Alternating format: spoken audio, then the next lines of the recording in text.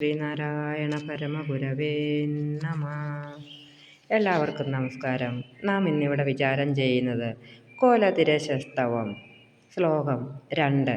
നമുക്ക് ആ ശ്ലോകമൊന്ന് ശ്രവിക്കാം.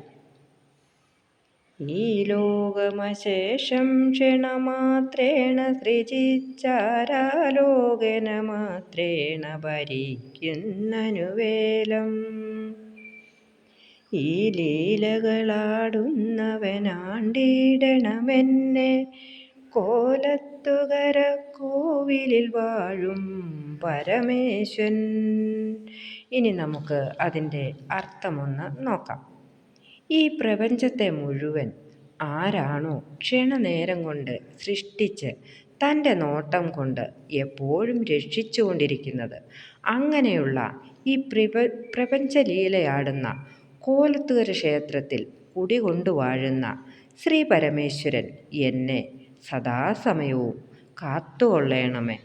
ഓം ശ്രീനാരായണ പരമഗുരവേ നമഃ.